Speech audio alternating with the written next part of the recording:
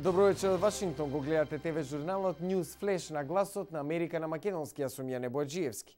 Американската државна секретарка Хилари Клинтон разговараше во Нју Делхи со нејзиниот индиски колега Манмонах Синг за зајакнување на стратешките врски меѓу двете држави.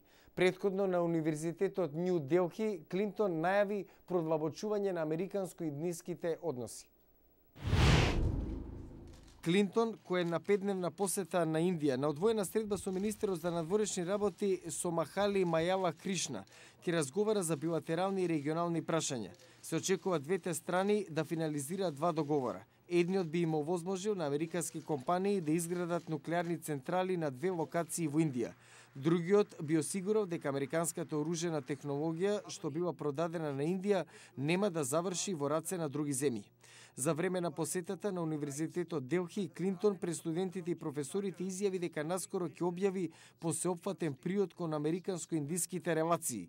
Во неделата, индискиот министер за заштита на животната средина, Џаирам Рамеш, го отврли усвојувањето на обврзувачки ограничувања на испуштањето на јаглерод диоксид според предложениот договор за глобалните климатски промени.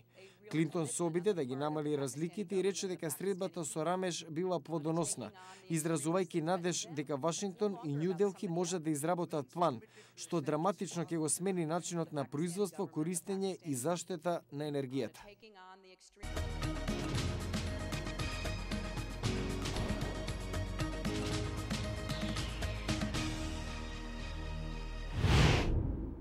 Борбен авион на НАТО се урнал во најголемата база на НАТО во Јужен Авганистан, при што биле повредени двајца пилоти, соопштија представници на Алијансата.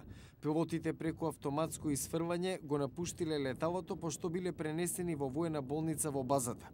Нема индикации дека причината за уривањето била акција на бунтовниците. Американски армиски представници во неделата го осудија објавувањето на 28-минутната видеоснимка од страна на Талебан, на која е прикажан заробениот американски војник 23-годишниот Болф Берглад од сојузната држава Ајдахо, а кој исчезна од неговата база во Авганистан на 30 јуни. Те изјавија дека злоупотребата на војникот за пропагандни цели е против меѓународното право. Американски представници велат дека чинат се што е во нивна можност да го спасат војникот. Нью Йорк Таймс тврди дека по извршен преглед американската армија препорачала ремонт на затворот Баграм под американска контрола во Авганистан, како и на целиот затворски и судски систем во земјата.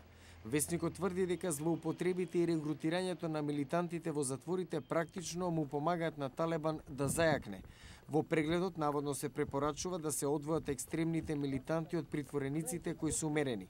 Весникот тврди дека началникот на Сдружениот генералштаб адмиралот Мајк Малин испратил доверлив меморандум до главните команданти во кој се налага да обезбедат американските сили да бидат свесни за важноста од соодветно третирање на притворениците.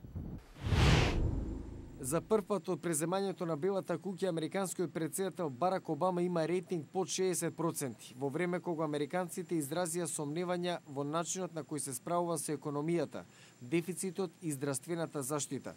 Анкетата на ABC и Вашингтон Пост покажува дека рейтингот е 59%, пат од 6% во споредба со минатиот месец и 10% споредбено со почетокот на годината.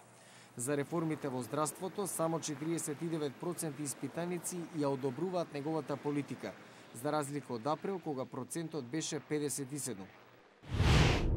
Астронаутите на Ендевор во второ од вкупно 5 излегување во Вселената за време на 11-дневната мисија на меѓународната вселенска станица. Дейв Волф и Том Мушбурн ќе работат на инсталирање на елементи на станицата. Денешната вселенска прошетка се совпаѓа со 40 годишнината од првото слетување на човекот на месечината.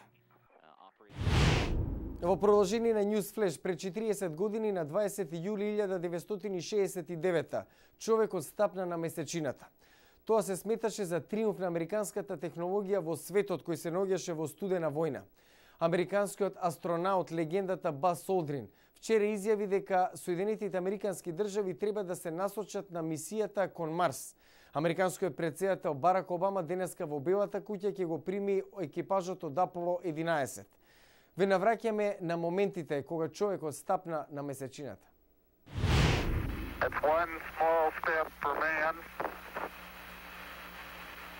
One Цел свет ги слушна неговите зборови.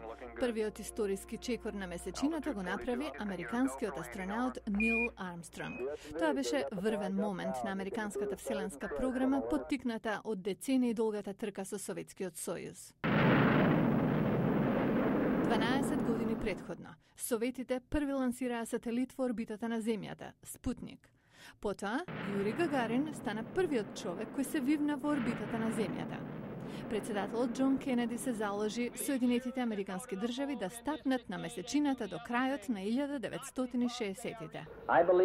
Верувам дека нацијата треба да се посвети на целта пред крајот на деценијава, човекот да се спушти на месечината и потоа безбедно да се врати на земјата. Историската мисија се случи 8 години подоцна. На 16 јули 1969 Нил Армстронг, Баз Олдрин и Майкл Колинс влегоа во командниот модул на врвот на ракетата Сатурн 5. 1 милион луѓе се собраа околу Кейп Канаверал за да го видат лансирањето. По 4 дена Аполо 11 влезе во орбитата на месечината. Од незината подалечна страна, леталото Орел се одвои од командниот модул. Со преостанатото гориво, што би траело само 20 на секунди, Армстронг го спушти леталото на месечината. 6 часови подоцна, Армстронг се спушти по скалилата и го опиша пейзажот. Наликува на пустините на американскиот запад, различно, но многу убаво. Председателот Ричард Никсон директно ги поздрави астронаутите. Во еден непроценлив момент во целосната историја на човештвото, сите луѓе на земјата се заедно, обединети во гордоста поради она што го сторивте. Астронаутите беа дочекани дома како херои.